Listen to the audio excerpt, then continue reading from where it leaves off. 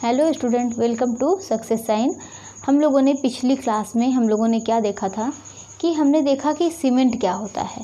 Cement भी क्या है, एक प्रकार का जैसे ईंट कई चीज़ों का मिश्रण होता है, जैसे लौ ऑक्साइड हो गया, लौ ऑक्साइड हो गया, सिलिका हो गया, मैग्नीशिया हो गया। तो इस तरीके से जिस तरीके से ईंट कई चीज़ों का मिश्रण है, वैसे ही सीमेंट भी क्या है, ये भी कई चीज़ों का एक तरीके से मिश्रण है। और हमने मिश्रण के बारे में भी जाना था। फिर उसके बाद हमने देखा कि सीमेंट जो होता है, इसका निर्माण किसने किया था? जोसेफ ने किया था। क्या किसने किया था? जोसेफ ने किया था। वह कहाँ का निवासी था?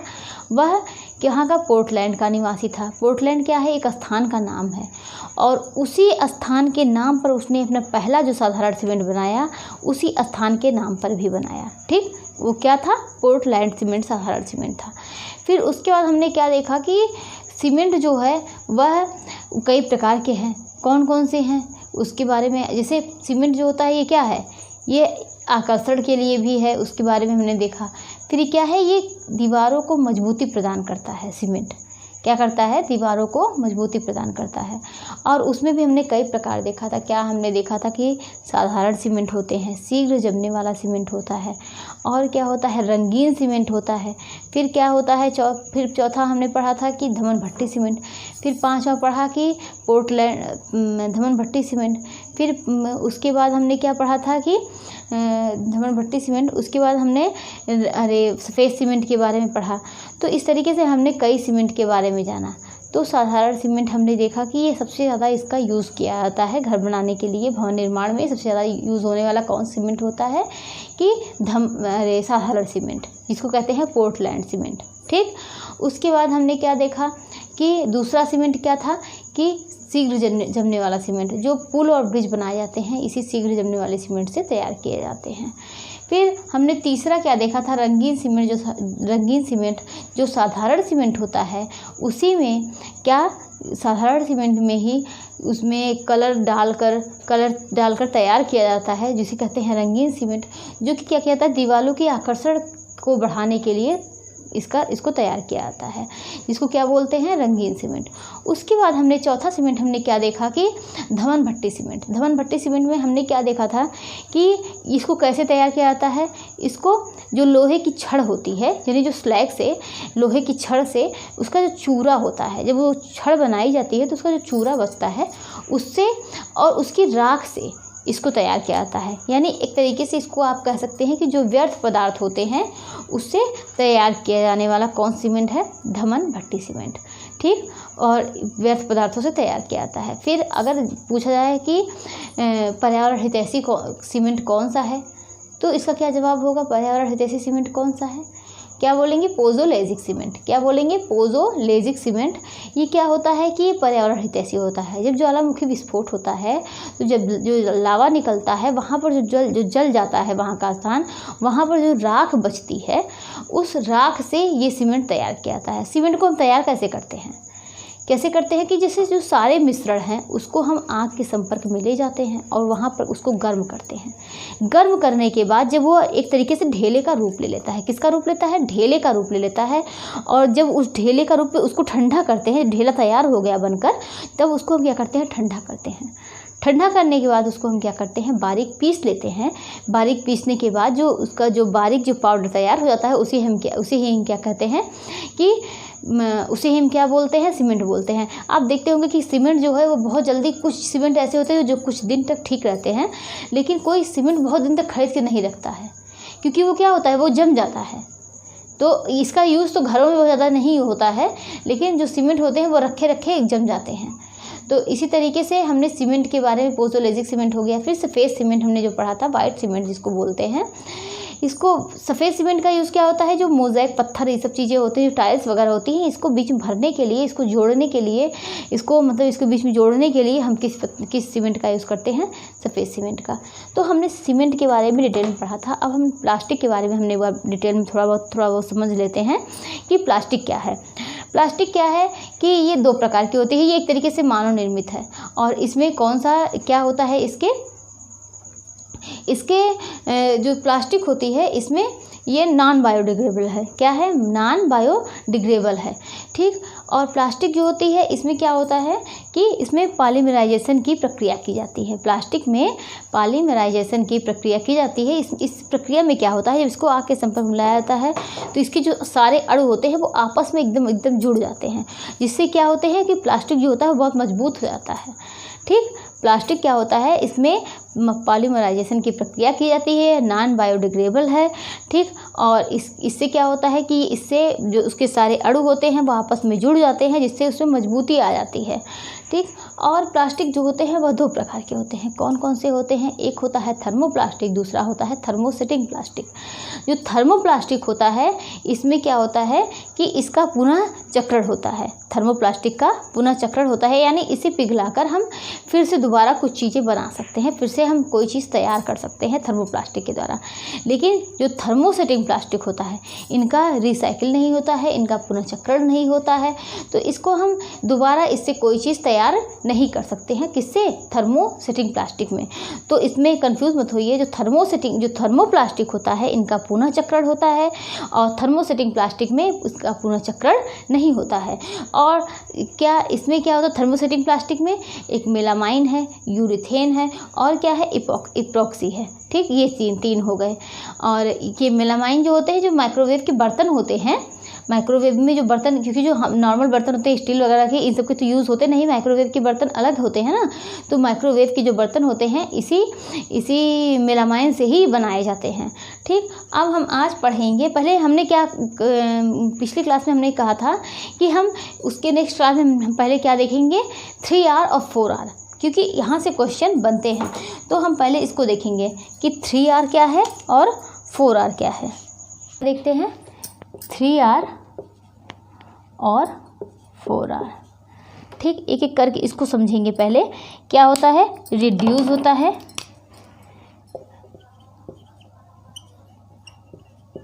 रिड्यूस, रीयूज और रिसाइकिल। तो हमने क्या देखा कि इसमें क्या है कि रिड्यूस है, रीयूज़ है और रिसाइकिल है। और 3R में यही एक चीज़ यहाँ पर पहले जोड़ दी जाती है, उसको क्या बोलते हैं, रिफ्यूज़। रिफ्यूज़, रिड्यूस और रिड्यूस, रीयूज़ और रिसाइकिल। ठीक। तो ये 3R हो गया और ये 4R हो गया। अब हम पहले इसके बारे में देखेंगे कि रिफ्यूज़ क्या होता है। क्या देखेंगे? रिफ्यूज़, इसके बारे में देखेंगे कि मतलब उन चीज़ों को खरीदने से मना कर दी जाए जो नॉन बायोडिग्रेडेबल हैं। उन चीज़ों को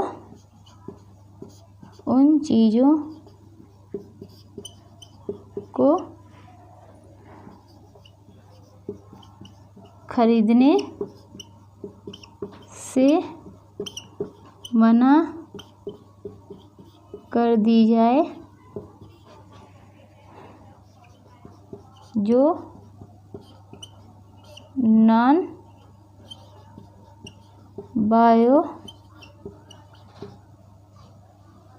बायोडिग्रेडेबल है। अर्थात क्या है कि जिसे कीट पतंग जो कीड़े मकोड़े होते हैं आसानी से नष्ट ना कर सकें। मतलब जो कीड़े मकोड़े होते हैं जिन चीज़ों को आसानी से नष्ट ना कर सके उन चीज़ों को खरीदने से मना कर दी जाए, इसे क्या बोलते हैं, रिफ्यूज़ बोलते हैं। अब हम दूसरा देखते हैं कि रिड्यूस क्या होता है, जो संसाधन है उनका कम यूज़ करना, उसको क्या बोलते हैं, रिड्यूस। जो संसाधन है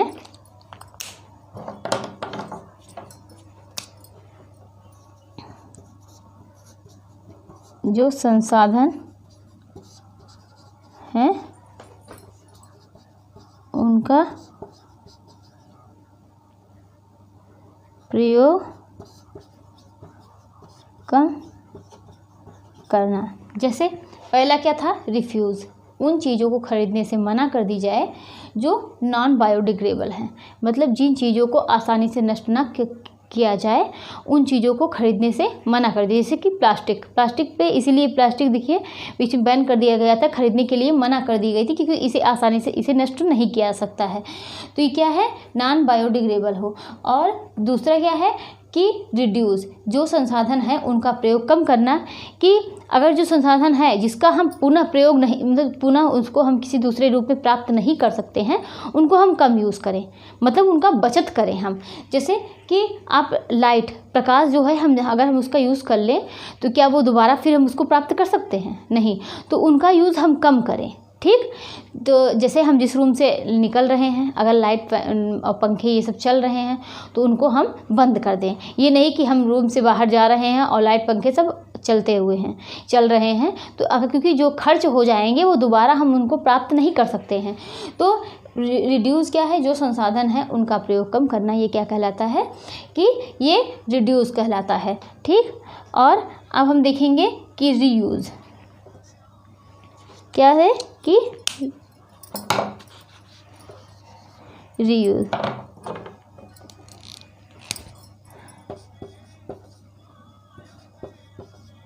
रीयूज़ कोई भी सामान हो उनका दोबारा यूज़ करना, कोई भी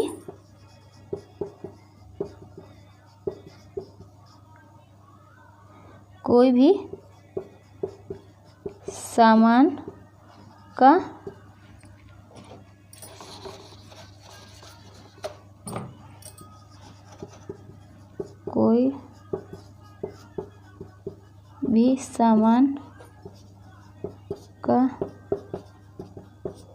दोबारा यूज़ करना, ठीक। जैसे कि कोई कप है, जैसे कोई कॉफ़ी पी रहे हैं तो कॉफ़ी का जो उसका हैंडल है वो टूट गया हो, तो उसको क्या है, उसको हम पेन स्टैंड के रूप में उसका यूज़ करें। मतलब कोई भी सामान हो तो उसका हम दोबारा उसको इस तरीके से उसको उपयोग में लाएं कि इससे हम उसको दोबारा यूज़ कर सकें। तो ये क्या है कि रीयूज़ हो गया। अब हम चौथा देखेंगे, क्या देखेंगे कि रिसाइकिल। यहाँ पर लिख देते हैं रिसाइकिल क्या है, ऐसा प्रोडक्ट हम यूज़ करें जिसका पुनः चक्रण संभव है, ऐसा प्रोडक्ट यूज़ करें जिसका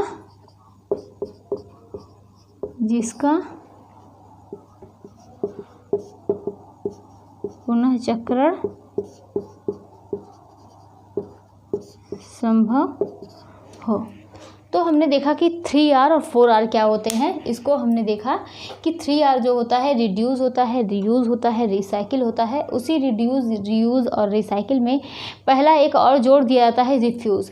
इन चारों के बारे में हमने समझा। रिफ्यूज़ क्या होता है, उन चीज़ों को खरीदने से मना कर दिया जाए जो नॉन बायोडिग्रेडेबल हैं, मतलब जिसको कीट पतंगे जो होते हैं ये आसानी से नष्ट ना कर सके, उन चीज़ों को खरीदने से मना कर दिया जाए। इनको क्या बोलते हैं, क्या बोलेंगे कि रिफ्यूज़ बोलेंगे।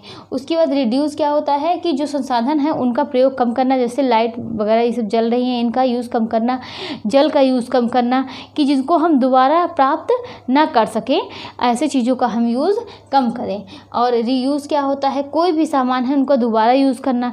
जैसे अगर कोई भी सामान है वो ख़राब हो गई है तो उसको इस तरीके से तैयार करना कि हम दोबारा उसको यूज़ कर सकें। और रिसाइकिल, ऐसा प्रोडक्ट हम यूज़ करें जिसका हम पुनः चक्रण कर सकें, पुनः चक्रण संभव है, यानी जिसको हम दूसरे रूप में बना सकें, ऐसा प्रोडक्ट हम यूज़ कर सकें कि जिसका पुनः चक्रण संभव हो। तो इस तरीके से हमने देखा 3R क्या होता है और 4R क्या होता है। अब हम देखते हैं कि ये 3R हो गया, 4R हो गया।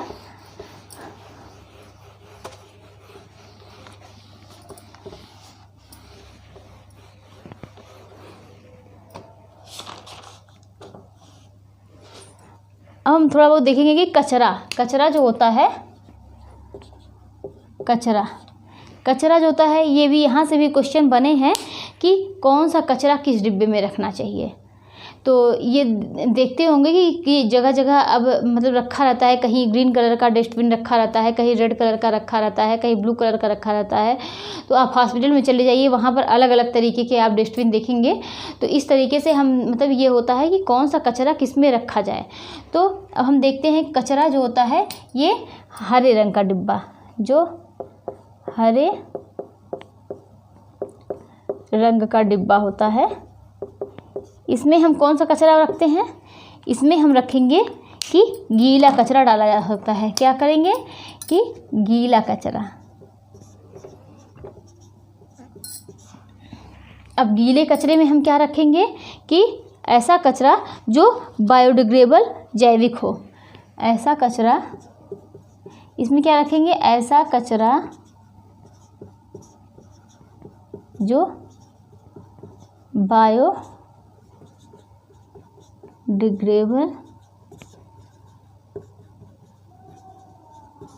जैविक हो। ठीक, तो हरे रंग का डिब्बा जो इसमें होता है, क्या होता है? इसमें कैसा कचरा रखेंगे कि गीला कचरा रखेंगे, ऐसा कचरा जो बायोडिग्रेडेबल जैविक हो। इसमें क्या शामिल होता है? अब हम इसमें देखते हैं इसमें क्या मतलब कौन कौन से कचरे हम रख सकते हैं। इसमें क्या क्या रख सकते हैं कि इसमें रसोई का सारा कचरा, रसोई का सारा कचरा, जैसे सब्जी का छिलका,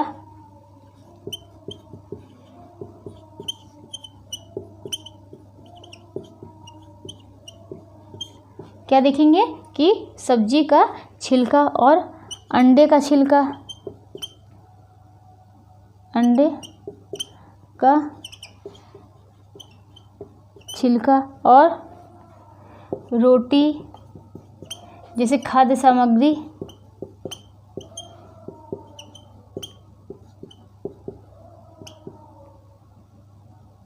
खाद्य सामग्री। और क्या इसमें रखेंगे? मांसाहारी खाद्य सामग्री,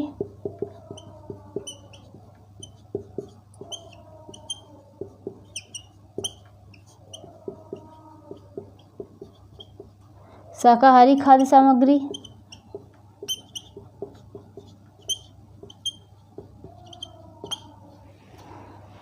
खाद्य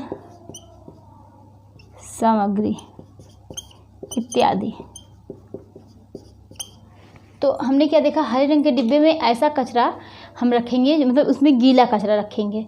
तो यहाँ से ये अंडे का छिलका जो है, यहाँ से ये क्वेश्चन बना था कि अंडे का छिलका जो होता है यह किस डिब्बे में, किस कलर के डिब्बे में रखा जाएगा। तो हरे रंग का डिब्बा जो होता है इसमें गीला कचरा रखेंगे, ऐसा कचरा जो नॉन बायोडिग्रेडेबल जैविक, जो बायोडिग्रेडेबल जैविक हो, मतलब जिसे जो बायोडिग्रेडेबल जैविक हो। और इसमें क्या होता है? रसोई का सारा कचरा इसमें रख सकते हैं। कौन कौन सा होता है? सब्जी का छिलका होता है, अंडे का छिलका हो गया, रोटी जैसे खाद्य सामग्री हो गई, और मांसाहारी खाद्य सामग्री, शाकाहारी खाद्य सामग्री इत्यादि। अब हम नेक्स्ट देखेंगे कि नीले रंग का डिब्बा, नीले रंग का डिब्बा। ठीक, अब नीले रंग के डिब्बे में क्या भरा जाएगा कि इसमें क्या करते हैं? हम सूखा कचरा रखेंगे। कैसा कचरा रखेंगे? सूखा, सूखा कचरा इसमें रखा जाएगा। इसमें क्या रहता है?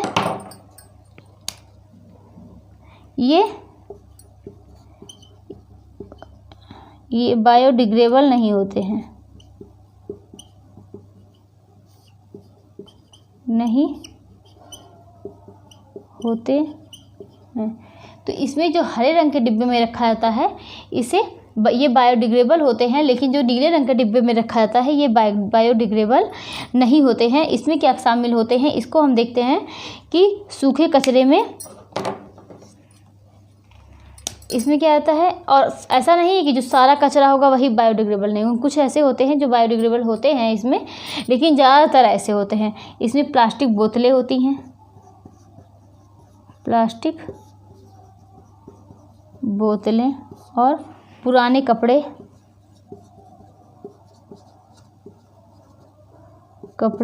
चिप्स टॉफ़ी के कवर, टॉफ़ी,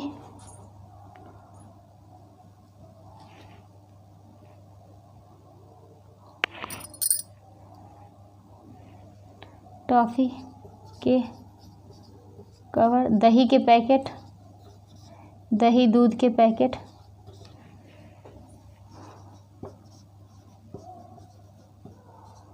दही दूध के पैकेट, टेट्रा पैक और थर्माकोल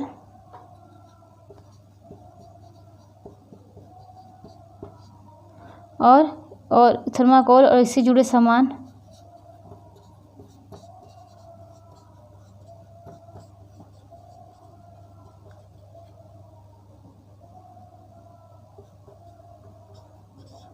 कागज़ के सामान,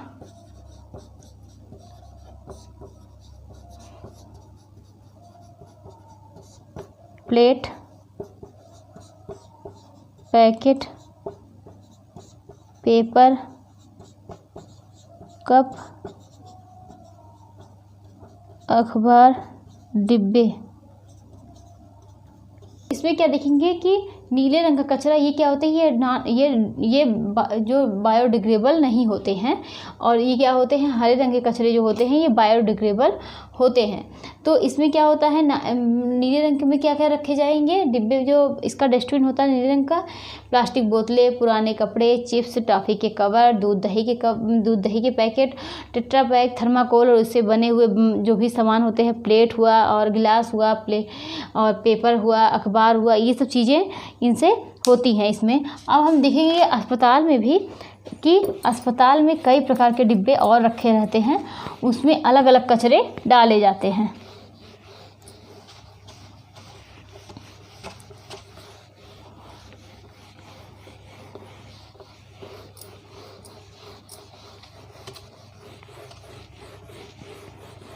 हॉस्पिटल में देखेंगे कौन कौन से होते हैं।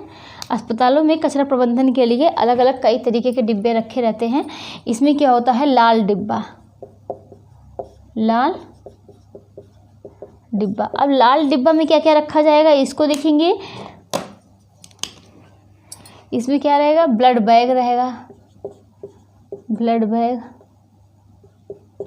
और क्या होता है कि सिरिंज रहेगी, क्या रहेगा, सिरिंज,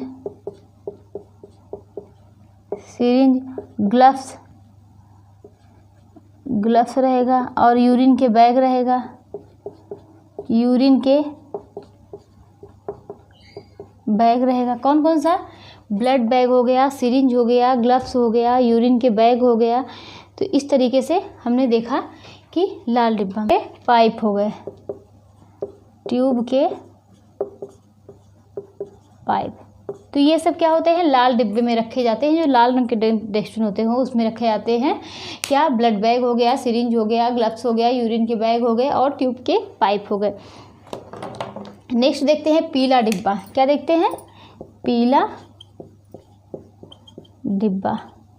ठीक, पीले डिब्बे में हम क्या देखेंगे कि इसमें मानव ऊतक हो गए, मानव ऊतक। ठीक, और क्या हो गया, प्लास्टर हो गया, प्लास्टर, गंदी पट्टियाँ,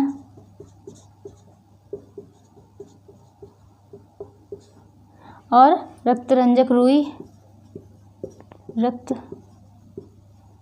रंजक रुई, और प्लेसेंटा, प्लेसेंटा यानी जो होती है बच्चों की नाल।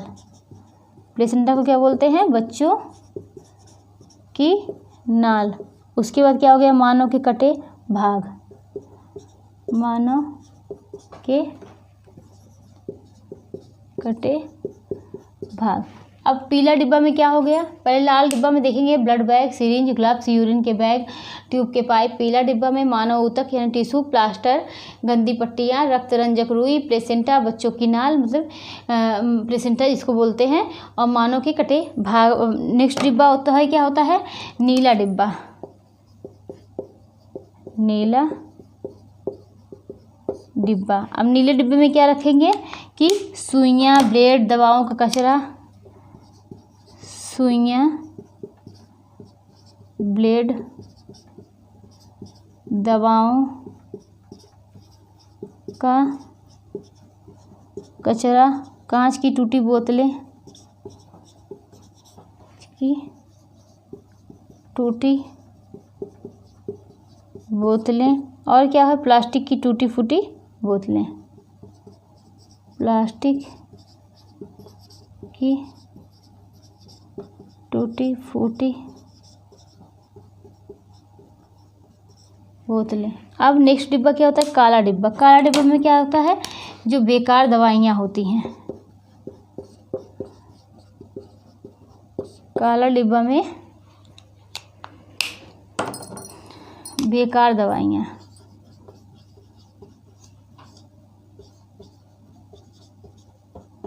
ठीक। तो हम देखेंगे कि लाल डिब्बा में blood bag, syringe, gloves, urine के बैग, ट्यूब के पाइप। पीला डिब्बा में मानव ऊतक जिसमें टिश्यू होते हैं, प्लास्टर, गंदी पट्टियाँ, रक्तरंजक रुई, प्लेसेंटा, बच्चों की जो नाल होती है, और मानव के इकट्ठे भाग हो गए। नीला डिब्बा में सुइयाँ, ब्लेड, दवाओं का कचरा, कांच की टूटी बोतलें, प्लास्टिक की टूटी फूटी बोतलें। काला डिब्बा में बेकार दवाइयाँ। तो ये सब क्या होता है, ये सब अस्पताल में यूज़ होती है। इसके पहले हमने जो पढ़ा था वो क्या है, वो ऐसे नॉर्मल आप उसको देखेंगे, ये अस्पताल के लिए है। अब हम ये इस तरीके से हमने देखा कि कचरा 3R देखा, 4R देखा। 3R क्या होता है, 4R क्या होता है। फिर उसके बाद हमने देखा कचरा किस डिब्बे में कैसे फेंकना चाहिए, कौन से डस्टबिन में कौन सा कचरा हम यूज़ करते हैं या तो फेंकते हैं, कौन सा कचरा कहाँ फेंकते हैं। अब हम देखेंगे कि संवातन, नेक्स्ट चैप्टर हम शुरू करते हैं क्या, वेंटिलेशन यानी संवातन। क्या देखते हैं, संवातन। संवातन, ठीक। संवातन में मुख्य क्या होता है, हवा, मतलब जो वायु होती है, वायु का आना और वायु का बाहर जाना, मतलब शुद्ध वायु का अंदर आना और अशुद्ध वायु का बाहर जाना, ये क्या है, संवातन होता है। मतलब संवातन का मेन अर्थ ही यही होता है कि एक अच्छी वेंटिलेशन, मतलब अच्छी वायु की व्यवस्था हो, कि ऐसा रूम हो, ऐसा मकान हो, ऐसा रूम हो कि जिसमें शुद्ध वायु प्रवेश कर सके और अशुद्ध वायु बाहर जा सके। क्योंकि अशुद्ध वायु के रहने पर, जैसे मकान में बहुत अगर अच्छी संवातन की व्यवस्था नहीं है तो इससे क्या होगा, इससे बहुत सारी बीमारियां होंगी। इससे जो होता है घर में सीलन लगेगा और इससे कई बीमारियां होंगी, ठीक। मतलब संवातन का होना, वेंटिलेशन का होना बहुत ज़रूरी होता है। और किस तरीके से, इसके कई तरीके से होते हैं, मतलब इसमें प्राकृतिक भी होते हैं और कृत्रिम भी तो होते हैं। कई तरीके से वेंटिलेशन की व्यवस्था की जा सकती है। अब हम देखेंगे कि संवातन जो होता है, इसमें संवातन में ये भी देखेंगे कि जैसे किसी रूम में बहुत ज़्यादा सामान रखा हुआ है, आप मतलब पूरा रूम जो है वो एकदम भरा हुआ है तो सामान से, तो इसमें क्या देखेंगे कि एक अच्छी संवातन वहाँ पर नहीं हो पाएगी, एक अच्छी मतलब संवातन व्यवस्था नहीं हो सकती है, संवातन वहाँ का अच्छा नहीं होगा, वहाँ एक अच्छी संवातन में समस्या आएगी। और अगर वहाँ पर जैसे आप देखेंगे कि कहीं बहुत ढेर सारे लोग हों, वहाँ देखिए अभी बहुत कम लोग रहते हैं तो वहाँ बहुत सुकून होता है। लेकिन अभी काफ़ी भीड़ में आप चले जाइए, जिससे लगता है सांस लेने में दिक्कत हो रही है, तो वहाँ पर क्या, वहाँ पर भी बहुत ज़्यादा, जहाँ पर बहुत ज़्यादा भीड़ होगी वहाँ पर भी संवातन की समस्या आएगी। तो इस तरीके से हम संवातन के बारे में एक एक करके इसको पढ़ेंगे। पहले हम देखते हैं कि संवातन में क्या होता है। ये क्या होता है, हवा का आना और हवा का बाहर जाना, यानी शुद्ध वायु का अंदर आना और अशुद्ध वायु का बाहर जाना, यही क्या कहलाता है, संवातन कहलाता है। अब हम संवातन में पहले क्या करेंगे, हम वायु के बारे में पढ़ेंगे। क्या पढ़ेंगे, वायु यानी हवा। हवा क्या होती है कि वायु विभिन्न प्रकार के गैसों का मिश्रण होता है। ये क्या है, विभिन्न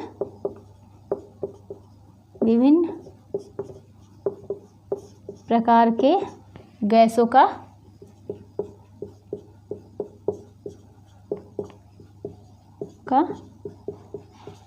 मिश्रण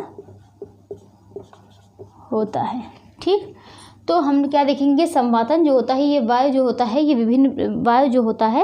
विभिन्न प्रकार के गैसों का मिश्रण होता है। इसमें कौन कौन से, मतलब ये क्या है कि कौन कौन से गैस जो होते हैं, ये वायु जो होते हैं, इसमें कौन कौन सी गैसें होती हैं, ये इसका मिश्रण है। इसके बारे में हम देखते हैं कि गैसों का मिश्रण होता है। इसको हम किसके, अगर हम देखें कि जो गैसों के मिश्रण को यानी वायु को जो हम दर्शाते हैं वह किसके द्वारा दर्शाते हैं, इसे गैसों को पाई चार्ट के द्वारा दर्शाया जाता है।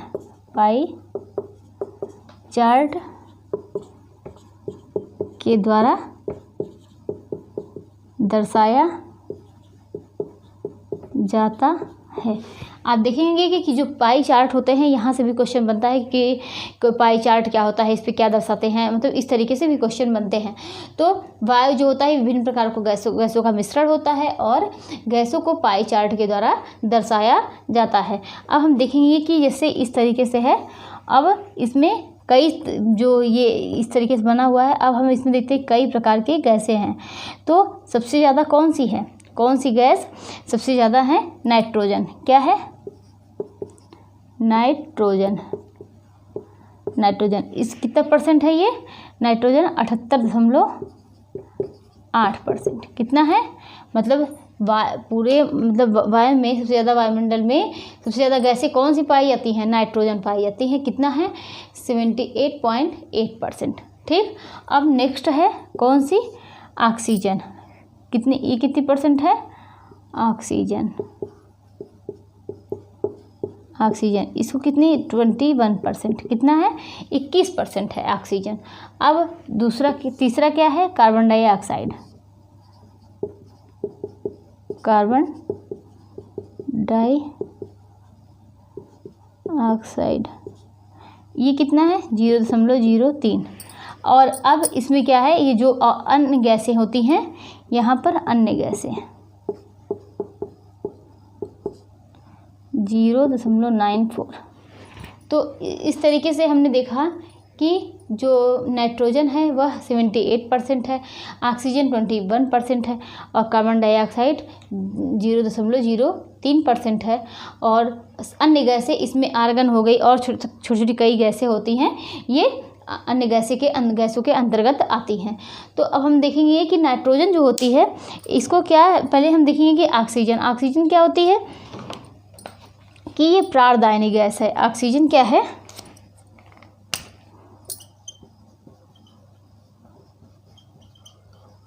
ऑक्सीजन। ठीक, ये क्या है, ये प्राणदायिनी गैस है। ये प्राणदायिनी गैस के नाम से जानी जाती है।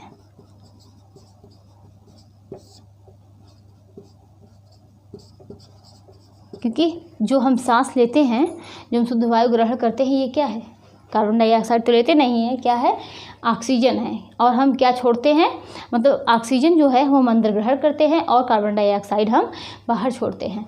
तो ऑक्सीजन क्या है, ये प्राणदायिनी गैस है। अब हम इसको देखेंगे कि ऑक्सीजन प्राणदायिनी गैस है और ये क्या है, ये जल के समान क्या होती है, ये भी रंगहीन, गंधहीन,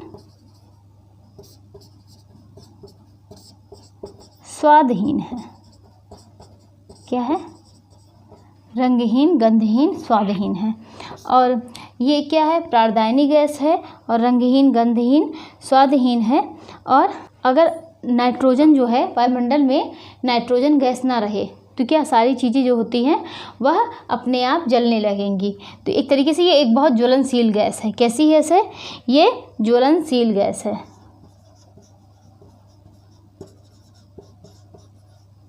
शील गैस,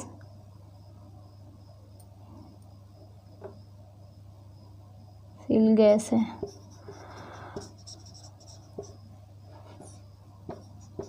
नाइट्रोजन के न रहने पर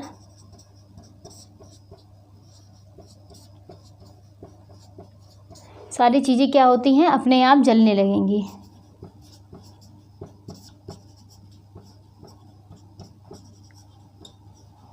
अपने आप जलने लगेंगी।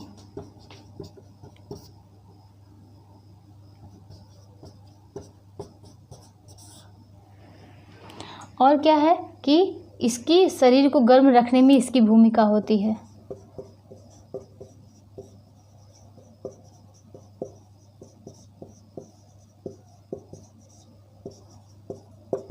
तो हमने देखा कि वायुमंडल में कई गैसों का वायु जो होता है कई गैसों का मिश्रण है और इसमें कई प्रकार के, और इसको गैसों को दर्शाने के लिए हम पाई चार्ट का यूज़ करते हैं। ऑक्सीजन जो होती है ये प्राणदायिनी गैस है और ये क्या, इसे ज्वलनशील गैस कहते हैं। ये भी रंगहीन, गंधहीन, स्वादहीन है। जैसे जल रंगहीन, गंधहीन, स्वादहीन होता है, वैसे ये भी है। नाइट्रोजन के न रहने पर सारी चीज़ें अपने आप जलने लगती हैं और शरीर को गर्म रखने में इसकी भूमिका होती है। मनुष्य के द्वारा ये क्या की जाती है, मनुष्य के द्वारा ऑक्सीजन ग्रहण की जाती है।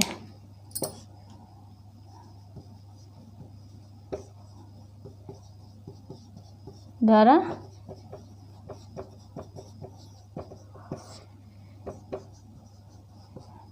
ग्रहण की जाती है। तो मनुष्य के द्वारा ये ऑक्सीजन जो होती है वह ग्रहण की जाती है। और क्या होता है कि पेड़ पौधों के द्वारा इसे ऑक्सीजन को निकाला जाता है। पेड़ पौधों के द्वारा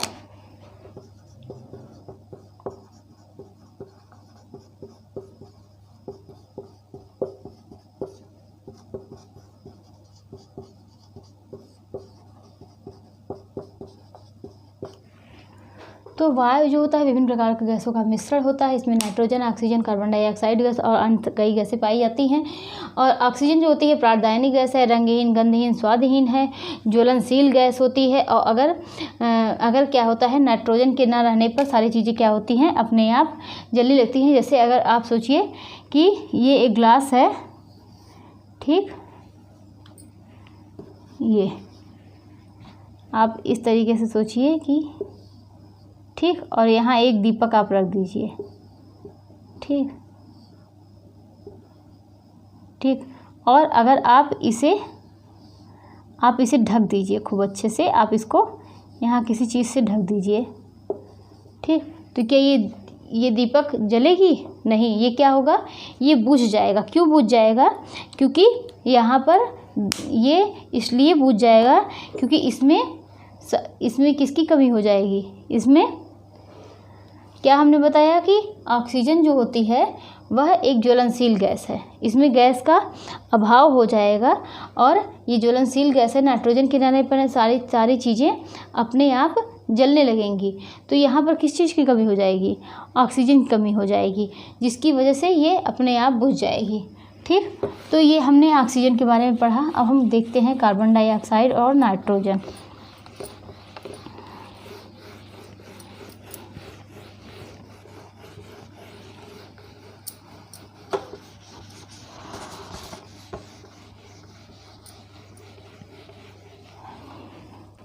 नाइट्रोजन क्या है?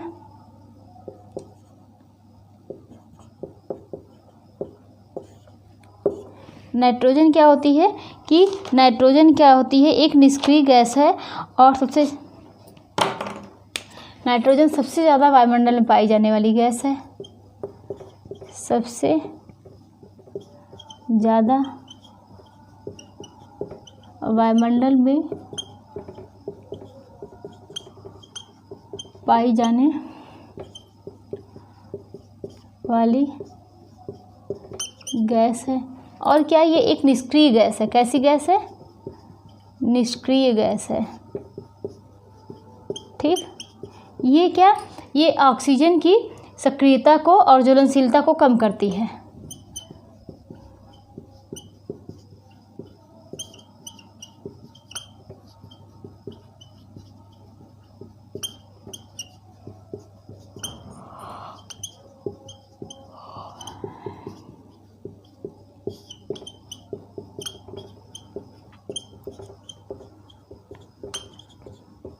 और ये भी क्या है, ये रंगहीन, गंधहीन, स्वादहीन है,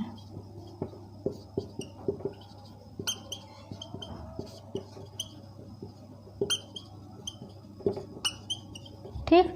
तो नाइट्रोजन क्या होती है? सबसे ज़्यादा वायुमंडल में पाई जाने वाली गैस है। कितनी है? 78.8%, ठीक।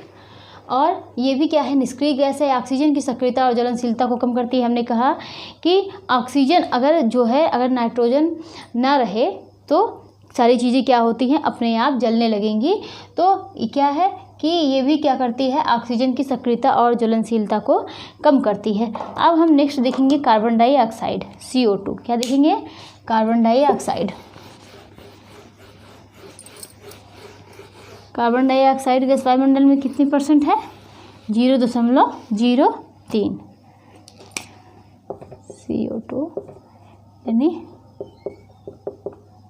Carbon dioxide gas CO2। ठीक, ये क्या होती है कि ये ज्वलन और श्वसन के परिणाम स्वरूप प्राप्त होती है। ज्वलन और श्वसन के परिणाम स्वरूप प्राप्त होती है।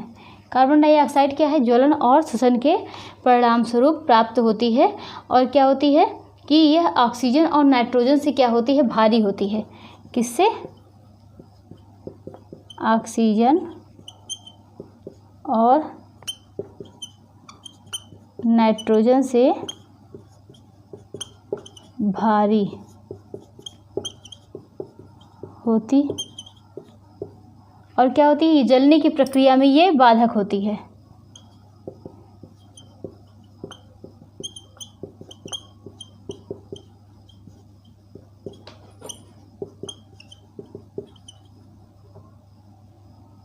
बाधक होती। आग बुझाने में किसमें? आग बुझाने में कार्बन डाइऑक्साइड का यूज़ होता है।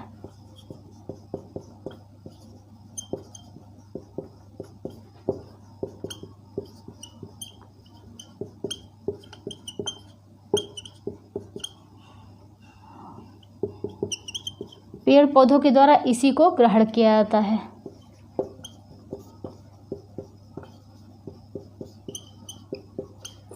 द्वारा कार्बन डाइऑक्साइड को ग्रहण किया जाता है।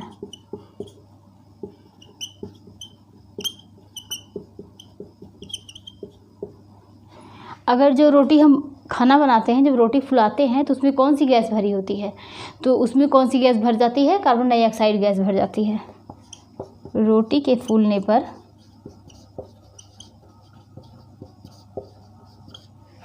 कार्बन डाइऑक्साइड गैस भर जाती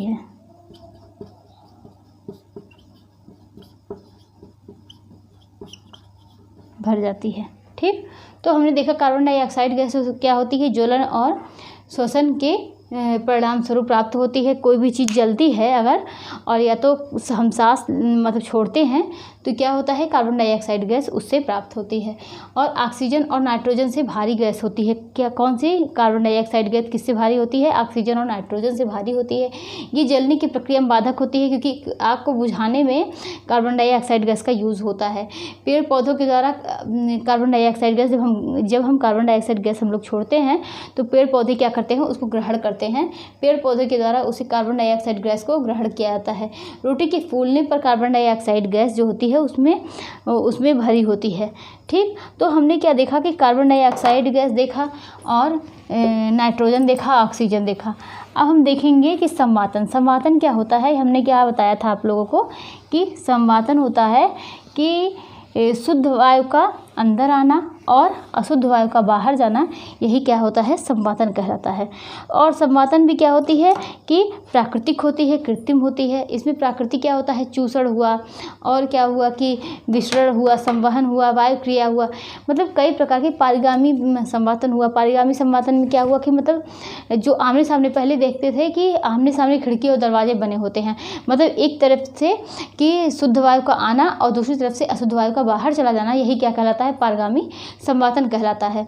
ठीक, तो हमने क्या देखा कि प्राकृतिक संवातन और कृत्रिम संवातन। प्राकृतिक में हमने क्या देखा कि चूसड़ हो गया, विसरण हो गया, संवहन हो गया, ये सब क्या हैं? ये सब प्राकृतिक के अंतर्गत आते हैं, जो हम मतलब प्रकृति मतलब एक तरीके से बना दिया जाता है, तो ये क्या है कि प्राकृतिक संवातन है। लेकिन कृत्रिम संवातन कुछ होते हैं जिसमें क्या होता है, जैसे एसी हो गया जिसको वातानुकूलन कहते हैं, प्लीनम हो गया, ये सब क्या है, ये सब कृत्रिम संवातन होता है। अब मतलब एग्जॉस्ट फैन वगैरह लगाकर हम कृत्रिम संवातन, जहाँ मतलब इस तरीके से व्यवस्था की कर दी जाए, तो एक तरीके से कृत्रिम संवातन हम उत्पन्न करते हैं कि जिससे वहाँ की वायु शुद्ध हो रह सके। तो मतलब वायु क्या है, वायु एक प्रकार का मतलब जब अगर आप अशुद्ध वायु जो है वह क्या होती है, अशुद्ध वायु हल्की होती है, वह ऊपर उठती है, तो जाहिर सी बात है वायु जो होती है एक स्थान से हटती है तो दूसरी वायु वहाँ पर उस स्थान को मतलब ग्रहण कर लेती है। ये नहीं है कि अगर यहाँ पर अशुद्ध वायु जो होती है वह हल्की हो गई, ऊपर चली गई, तो नीचे कोई दूसरी वायु नहीं आएगी, नहीं, तो जो शुद्ध वायु होती है उस स्थान को ग्रहण कर लेती है। तो इस तरीके से हम लोग संवातन के बारे में नेक्स्ट क्लास में हम लोग डिटेल में पढ़ेंगे कि संवातन क्या होता है। ये बहुत इंपॉर्टेंट चैप्टर है, यहाँ से क्वेश्चन बनते हैं इसीलिए, और जितना हम पिछला पढ़ाते चल रहे हैं इसको आप लोग पढ़ते चलिए। अब हम नेक्स्ट क्लास में देखेंगे कि संवातन क्या होता है।